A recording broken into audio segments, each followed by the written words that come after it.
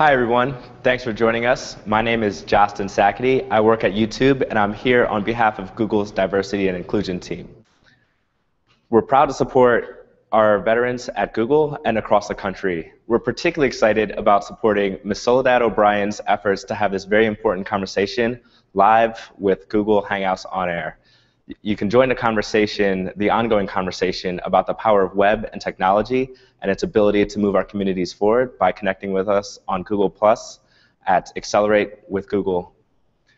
Without further ado, I'd like to turn it over to Ms. Soledad O'Brien, who needs no introduction. Thank you, Dustin. I appreciate that. Hi, everybody. Welcome to the conversation. We're doing a Google Hangout around a documentary that I have just completed. It's called The War Comes Home, and today we have a great opportunity to talk to some of the veterans who will be appearing in this documentary that will air on Tuesday at 9 p.m. Eastern Time on CNN. So I'll start by introducing them, and during our conversation we'll run some clips so you can get a sense of what the doc is about.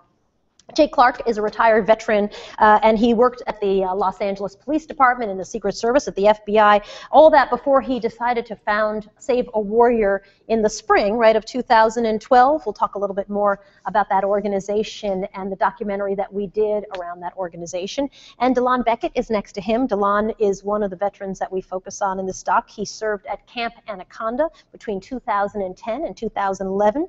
He is one of the subjects of the doc. It's nice to see you guys. Good to see you. So Delon, I'm going to start with you because this documentary is a very personal story about your life. A couple of days before you decided to go to Save a Warrior, a 5.5-day long program that Jake will describe a little bit more for us in just a moment, your life was in quite a bit of a shambles. I'm going to show our very first clip, which I think sets it up a little bit, and then on the other side I want to ask you about what that time was like.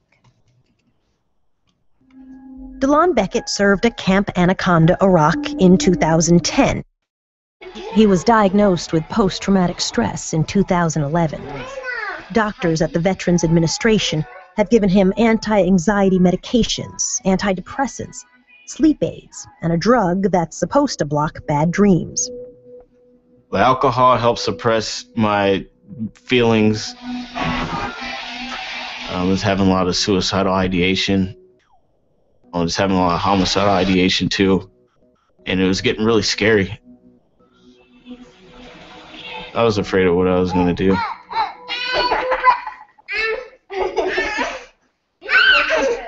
It's estimated that 1 in 5 veterans of the Iraq and Afghanistan wars suffer from post-traumatic stress, traumatic brain injury, or depression. No more.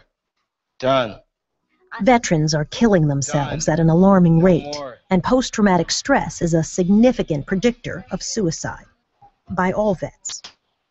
An estimated 22 veterans commit suicide each day, almost 8,000 a year. So you gave our photographers, Andrew and Rick, incredible access to your life. And a lot of people have asked why.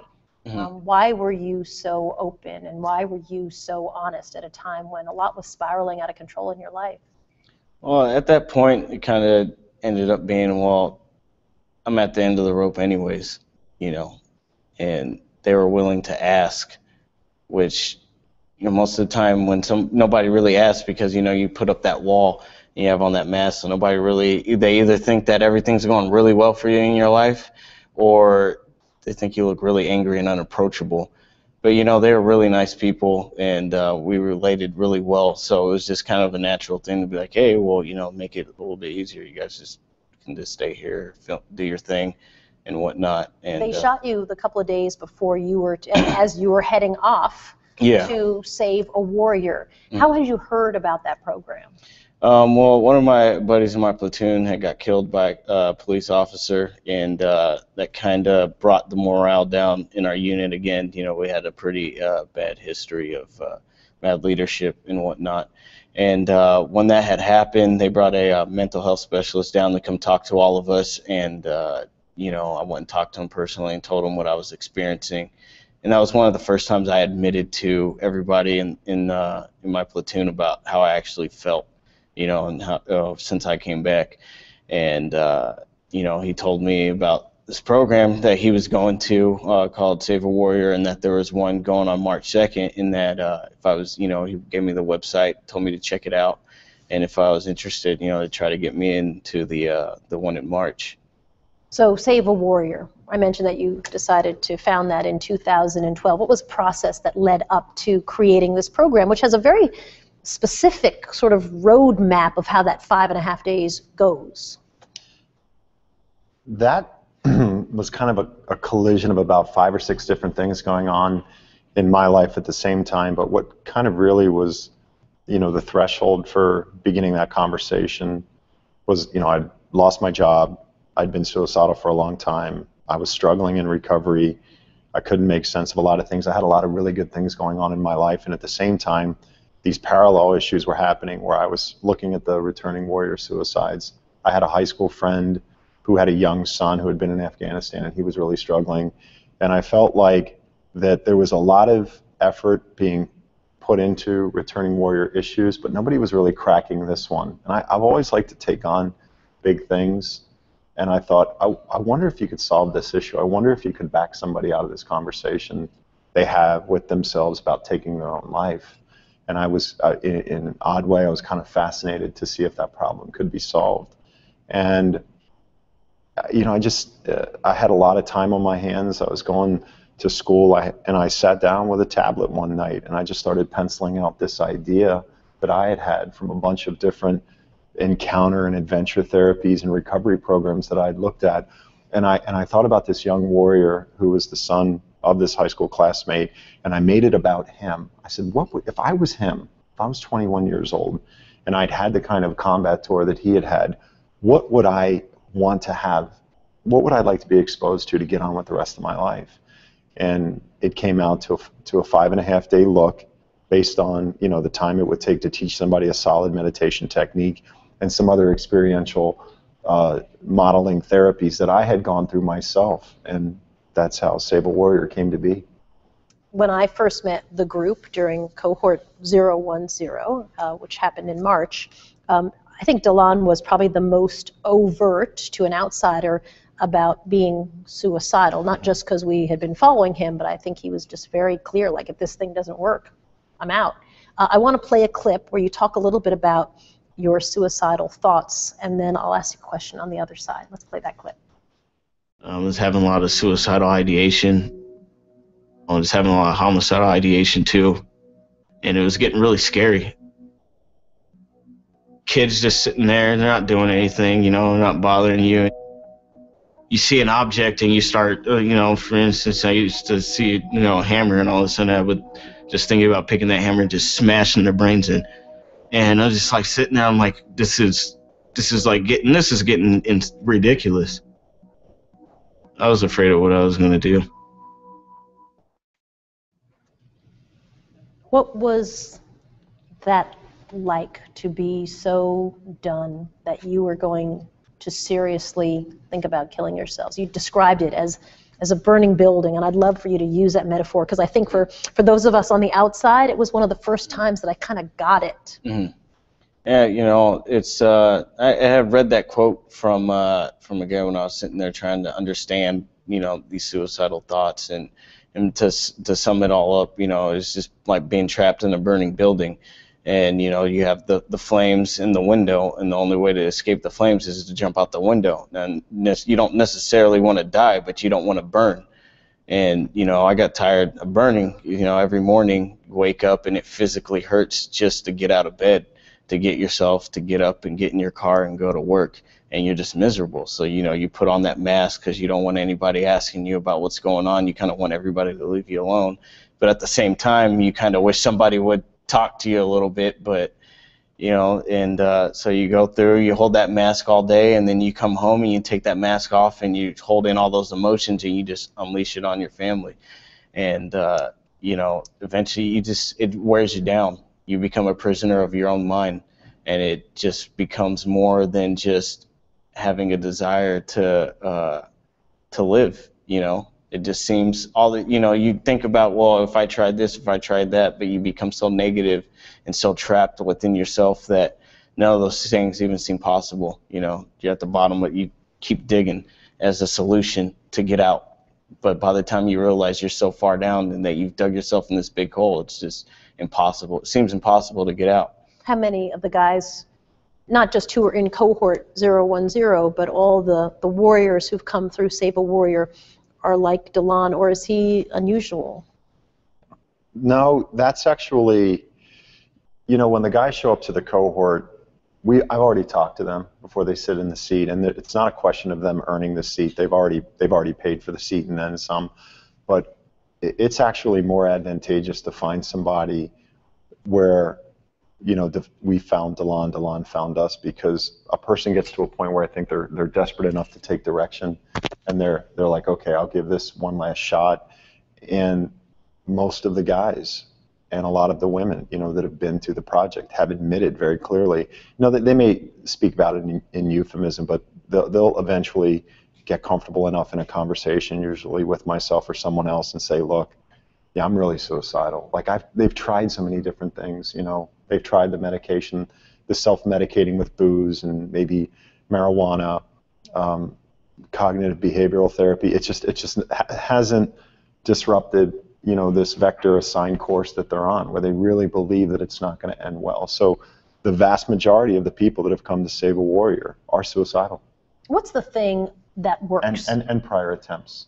Have literally many prior attempts: cutting, attempted hangings, attempted suicide by cop, crashing cars, getting prepared to jump off a building. A suicide that was interrupted at the last moment is one of the testimonials that comes to mind. You have a very aggressive program, because we kind of were running with, the whole time, trying to keep up with what you guys were doing.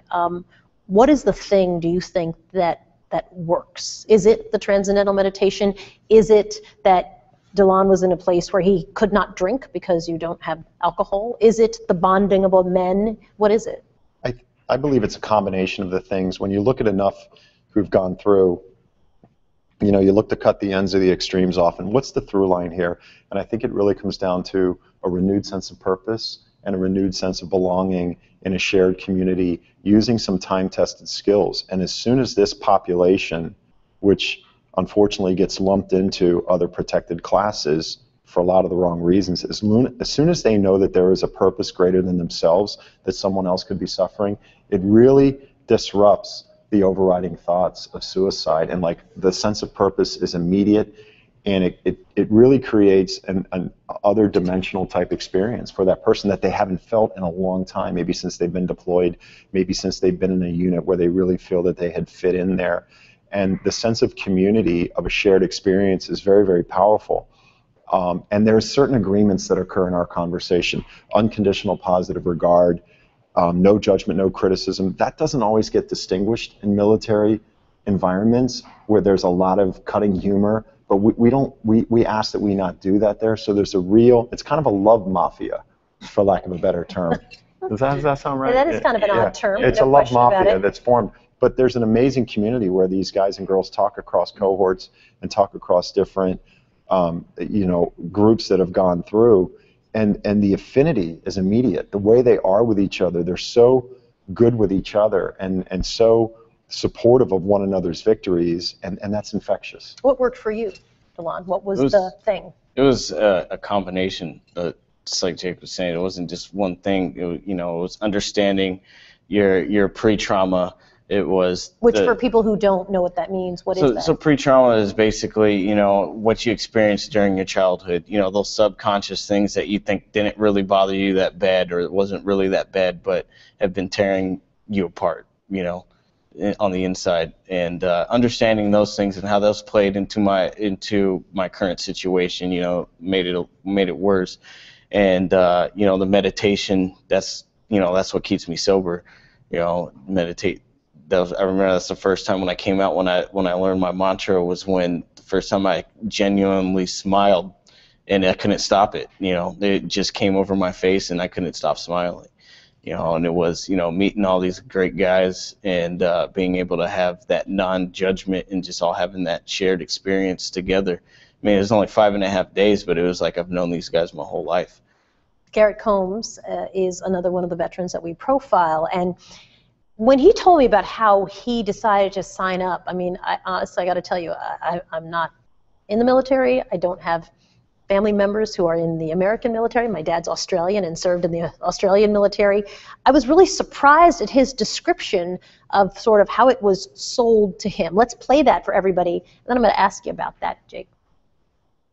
I walked into the recruiter's office wanting to be a combat photographer.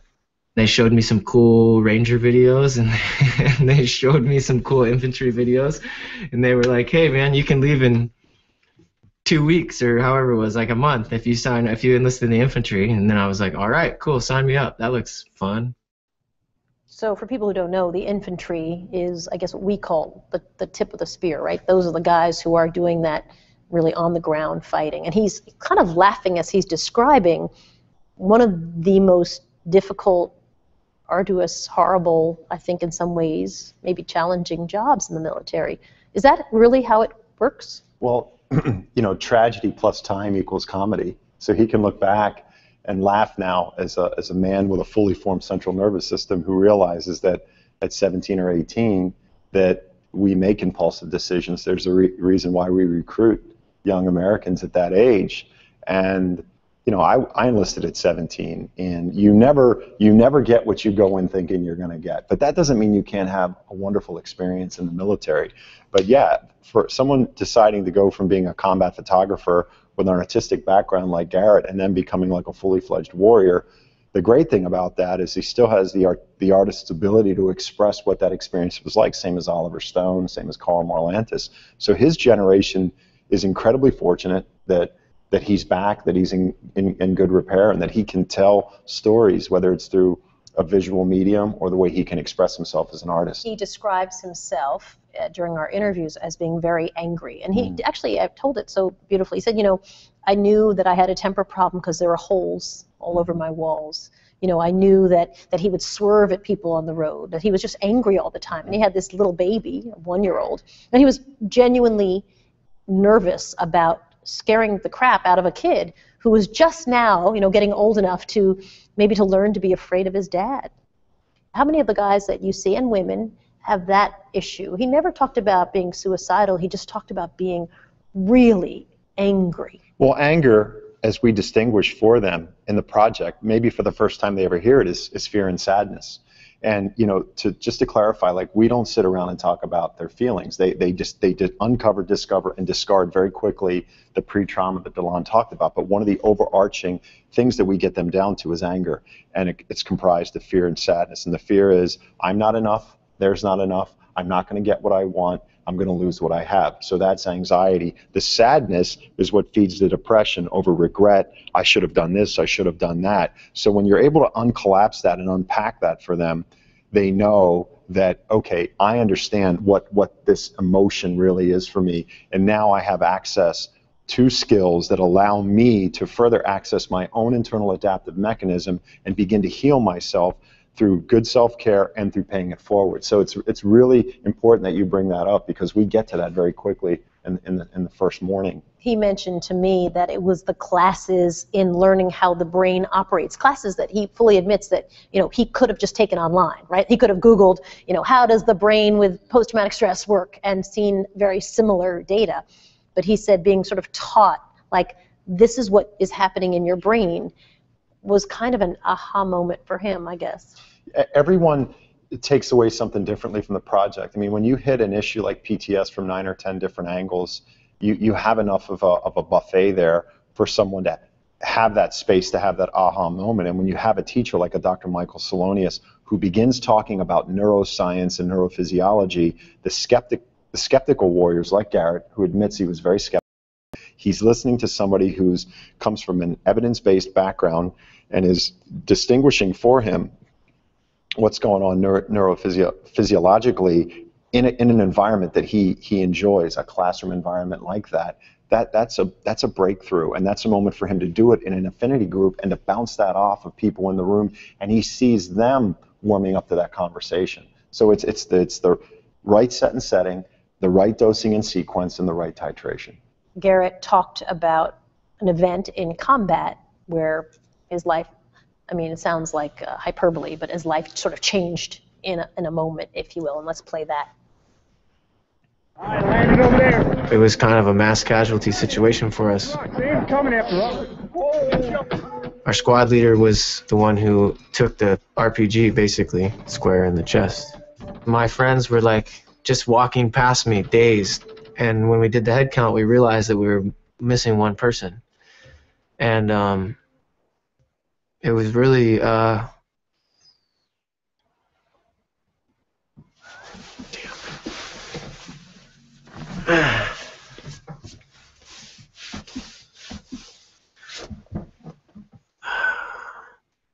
it broke my faith, man.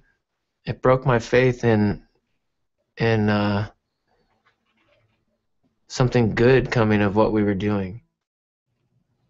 Can warriors get stronger after having post-traumatic stress? There's a lot of conversations, and you and I have talked about this a bit, about, you know, veterans as victims, and can they in fact go through post-traumatic stress and come out stronger? Well, you know, just to go back to the clip you just showed, if you see when you freeze him in that moment, you know, there's the body has this parasympathetic emotional response, and he rubs himself, and he you know, does the flicks dust, anything he can to stop an emotion that is trying to come out, you know, through tears, right? So he's trying to, all right, let me just gather myself, and he's having, you know, a moment like that in the project is a threshold experience where he's actually able to go through that and be in a safe environment to have that, so he doesn't have to keep swallowing that potential breakthrough. But I think we've left people in a situation from the feedback we've gotten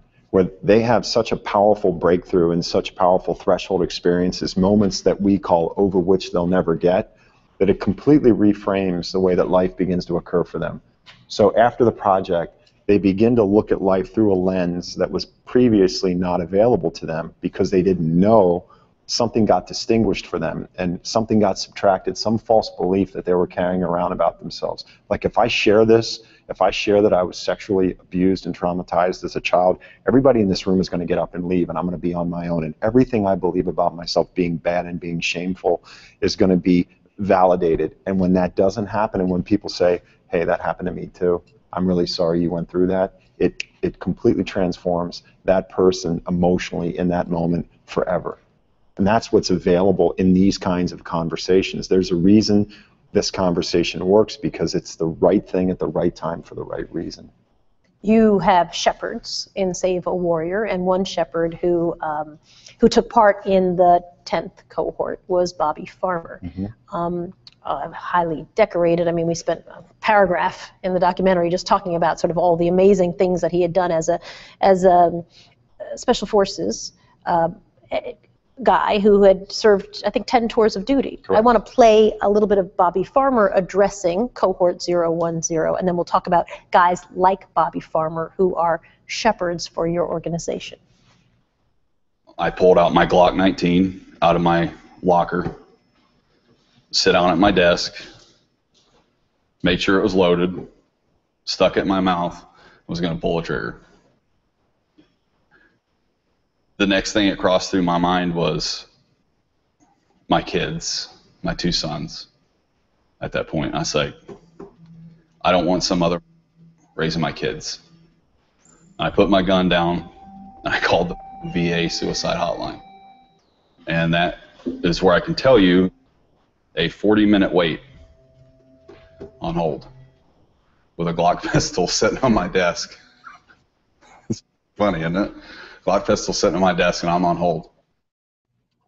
Bobby Farmer, I know, isn't with Save a Warrior anymore, but guys like Bobby Farmer, how critical are they to the success of your project? Well, I mean, I think there is a future with Bobby Farmer and Save a Warrior. You know, we've communicated recently, you know, but Bobby has a family that he's looking to raise, and he's been away for a long time. But having someone like that and some of the other shepherds, but Bobby in particular, you know, male warriors in particular respect other male warriors that beat them in fair competition. And when you look at a warrior like Bobby Farmer, who was, you know, a no BS Green Beret, Special Forces, 10 rotations, and who has an intuitive ability to be in that room and is so humble and so gracious and shares with these guys, listen, you know, don't put me on a plateau. When I go home, I'm going to mow my lawn, just like you. But he also has gone through his own struggle and his own suffering and come out the other side of that with some amazing tools. And his background as a warrior, as a Green Beret, is as a warrior statesman. So he is specifically trained and selected to be trained in a way to go in and pay it forward and come from from a place of benevolence. His job as a Special Forces operator is to teach oppressed people how to free themselves from persecution. So he walks in that as a warrior, and he comes back to a place like Save a Warrior. You hand Bobby a training schedule, a debit card, and an envelope full of cash. He can take those warriors all the way through 5.5 days and prep them to be with provide. He's a project director. And it is knowing that there are warriors like that back in America who have the experience of Bobby Farmer that tells us that we can solve the suicide issue. Because if you had 10 more warriors like Bobby spread out across the country running projects, you would knock the tarnation out of the suicide issue. You can't teach that. Garrett said that that moment was really important for him. What was that like for you? I mean, explain to me the importance of guys like Bobby Farmer. I know the entire project, you were surrounded by these shepherds who had experience and were there kind of watching your backs and guiding you. What, was that important to you? Yeah, you know, some of us had our reservations about expressing how we really felt, and listening to Bobby tell his story, and it basically gave us permission. Like, it's okay to feel the way that you feel. You don't have to hold that back. And that was sort of like, you know, you throw up the green flag, you know, here's the tissues or whatever, you know, you can let this stuff out. You don't have to hold it in anymore, you know. And you know, other shepherds like Dan Logan, you know, when I was going through withdrawals, he was right there, you know, helping me out through that. And the other shepherds, you know, Jimmy Connors and whatnot, always there, you know, he's always upbeat and, you know, making jokes and stuff and making you laugh, but he's, you know, always really intent and listening and caring. And just, you know, he's like, hey, do you guys need anything? Need anything? So, you know, the only thing that you really needed to focus on was healing. You didn't have to worry about anything else. We had a shot, and I don't think we ended up putting it in the doc, of Dan Logan handing you maybe a Bible or a book. Yeah, it was Alcoholics Anonymous book. It was his, and that it was his gift to me. He gave it to me to read while I was there, and before we left, he had ended up giving that to me. He said, you might find something in this, or you might want to use it as a doorstop if you don't find something in it. But clearly, I mean, was that useful to you? Yeah, I read it every night. You know, every night before we would go to bed. You know, and we'd talk and whatnot, and about our experiences. And you know, and he basically said, you know, it's going to get easier. You know, he gave me that encouragement that, you know, just because you're going through these withdrawals doesn't mean like it's going to end. It's going to get easier. And that helped me out a lot. How important are guys like Dan Logan and the Bobby Farmers and the list of shepherds who kind of watch around each cohort? I think you finished your 11th cohort, or your 12th course. Your 13th will be your next. They're essential. And, you know, the fact that DeLon remembers them by name, typically the only people you always remember by name in the military, your drill sergeants, your drill instructors, you never forget them. But that they recognize and identify and they know their names, they make such an impression. And we have guys and girls lining up. When's the next cohort? They want a shepherd, and they do it on their own time and on their own dime. And Jimmy has come back 3 cohorts in a row from New Jersey, paid his own airfare, you know, has gone to great expense. And if you ask, you know, why do you come back? He goes, I just get so much more out of it. And again, it's that sense of purpose. And some of these shepherds, you know, with a little bit more time, they could do what Bobby, act as project directors, you know, Brian, and, you know, I try to keep it on their first name, but, you know, there's guys in this community and girls in this community, they are so exceptional and competent, and they get it, that it's like, you know, watching kids do double dutch on the street. It's like they're just waiting for the rhythm, and then they want to jump in, and you can just shepherd them, paying this forward. And that's why I'm very hopeful that, you know, we can make a big dent in this issue because of our whole theme of paying it forward, because you can't just do this 12 at a time. These folks will have to, and that's why we changed the curriculum, they have to be able to go back out into their communities, grab guys and girls in groups of 10 and 12 and have meditation groups and begin looking for service opportunities across America. We have a question from Robert Marks. He says, Soledad, how did you first find out about Save a Warrior? We were introduced over a breakfast, and you said you invited me to come out and watch, I guess, cohort 005. 005. Us non-civilians would just say 5, but but in the military, 005. But you know why we do that? Why? Because it's a 3-digit number, and if we ever got to 990 cohorts, we would have put 999 cohorts. We would have put 10,000 people through the project. So for us, it's hope. Like, we do it with the 3 numbers so that people, and it's a way for them to relate. So if Delon runs into somebody across the country and he says, yeah, I did the project, what cohort were you in? He's going to say 010, they're going to say 007, and it's a way of identifying time and space for them. That's important in this community to do that. So anyway, we met over breakfast. When I came out we met over breakfast, Yeah. and then you invited me to come out to California and sit in on the 5th cohort, which I did. And then we started sort of negotiating, coming in and actually doing a shoot and work with some amazing folks at Media Storm who did, I thought, a terrific job. Tell me a little bit about your concerns about a crew coming in and telling a very personal story. I mean, in a way, you're responsible for a bunch of guys, not only their physical well-being, but their emotional well-being. They're a bunch of very fragile people. A lot of people would say, why would you bring a crew in for that? A lot of people have asked me why I brought a crew in for that. I asked myself that. But no, seriously, I knew that this was a generation that the media went to war with, or they went to war with the media. There was a lot of embedded journalism, Sebastian Junger and some other, bigger names, Anderson Cooper. And I had reached out to some people and asked them, hey, this is what I'm thinking about doing. But it also had a lot to do with you. I had a lot of requests for people to come in and shoot documentaries. But I was familiar with your work.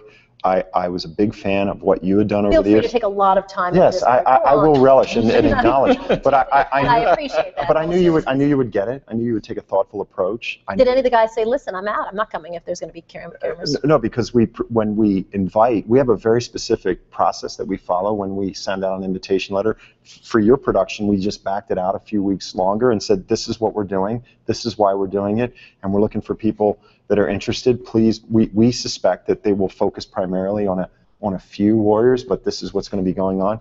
We only had one warrior who was in a very, kind of surgical special operations position that wouldn't do it. But other than that, everybody else was like, I'm willing, and most of them said, I'm willing to do this if someone else can benefit from my participation. What's been the biggest change since the one that I got to see, and even cohort number 10, and now you're going to start cohort 13 at some point? What's been the biggest change, and has the funding gotten easier for you? I know you sort of, No, but the funding, cohort by cohort. I've never directly asked the public for money. I've always leaned on the well-to-do, and we've allowed money to come in organically. But I believe that from this documentary, attention is being paid that will allow us to reach out to the appropriate marketers in business development, because what you're doing with this is you're creating some top-of-mind brand awareness for Save a Warrior. And at the same time, we didn't want to lose quality when we do look to go to scale. So it's about finding the right relationships for people in the business world that get this. What's your biggest change? How's the program changed? I think the biggest change is moving toward a meditation technique that warriors can teach directly when they leave the project, because they're already doing it. Did people ask you for that, Delon? I saw you sort of exciting. smiled and laughed. Really? Tell me why. What do you mean? Well, because you're the guy who loved TM. Yeah, well, it's because, I got a lot of friends that are vets too, and it's just, you want to help those that are still, that are having issues still, and that TM can give somebody that space, to help them give that buffer. And I'm like, well, I don't know how to teach this guy to do TM. The best I can do is give him my mantra, but then you're a little afraid because you don't want to teach him to do it wrong. Something, you don't want to feel like that. So the fact that they're changing so you can learn and go out and teach is, to me, is so amazing, because then you can go and teach your friends. You can give them that opportunity to regroup before, if they need to go, that they have a chance to hold themselves together. Can you teach regular people to teach TM? I mean, TM is a whole process. It takes 4 days. I learned TM. It's a real system. I mean, when you guys are taught TM, there's trained TM teachers. Do you move away from TM? We will move away from TM, but when you have like a master meditation instructor teaching, training the trainers like Michael Salonius, we're very confident, because warriors from the day they enter the military, are taught to train other people. We teach one another. It's like the medical model, you know, train the trainer. But more importantly, we're moving into the 5 pillars of the servant leadership of service, study, contribution, acknowledgement, and prayer and or affirmation to complement the meditation technique. So when warriors come through Save a Warrior, the real takeaway will be them having access to a spiritual initiation process that continues, and for them to kind of have a context that allows for them to say, listen, our purpose is to inspire servant leadership in this country. We need to define those pillars, what they are, what they represent, and what that looks like in someone's life day to day. And, you know, the first 2 years, I think we've really gotten to a place where, you know, not losing anybody to suicide, having the kind of retention in the community that we have, and having the ability to tell this story on these platforms. We have to have something when the clinicians and the institutions say, Jake, how do we replicate that? How do we scale that? What's the backbone on that? How do we study that? Can it still work? I mean, a lot of the studies that have been done on meditation have been on TM. It'll work better because when you talk to our guys, most of them are not regular meditators, but they are regularly paying it forward. They're always talking to other people about coming to the project. I can see guys having their own meditation groups in their homes in places like Iowa and Alabama. Nodding his head, yeah. You see that happening? Yeah, yourself? Huh, very easily. And teach it off so one what other page. ways are you going to change it? Or? Well, I think we're going to change it in the sense that we're going to further empower warriors to get out there and not feel like that they're doing something wrong by looking to kind of expose the secret sauce. We want to make the curriculum and what we do as open source and transparent as possible. And we would say, look, if you're going to do this, other organizations have approached us, we would like you to follow a method. You know, we think it needs this ingredient and this ingredient and this ingredient, and feel free to do what you want as adjuncts to it. But there's a reason why this works. And again, it comes down to context, the set and setting, the dosing and the sequence. I mean, you have clinicians that have given input with a lot of experience, with a lot of education, and structuring the training where it is. And in 5.5 days, people come out, and you see it in your documentary. Delon's not the same guy. Did they save your life? Going to Save a Warrior save your life, do you think? Yeah. I wouldn't be alive today if I didn't go to Save a Warrior. Really? It's been 5 months since you It's been 5 months, and I probably wouldn't have lasted 2 weeks if I didn't go. Oh. Well, I'm glad you're here. Me it was too. a real pleasure. I mean, it's pretty powerful. I mean, it's a real pleasure to have you as a subject of the documentary. Thank you. It was just, you're phenomenal, and you're very, very open. And as a journalist, I don't think you can ask for anything better. We certainly appreciate the access because I think it was really a kind of an amazing 5.5 days just as outsiders taking a look in. it was an honor having you, and you were very thoughtful about the way you did it from beginning to end, and we're incredibly grateful for what you've done. That. Well, I look Made forward it to completely painless. I'll tell Andrew and Rick that it was completely painless. The crew. I think if we have time, just to mention, the crew was so moved by what they saw on the second day. They asked us if they could learn to meditate with us because it was so emotionally taxing for them, and they were wonderful. Yeah, to they're work with. amazing. Yeah, they absolutely were.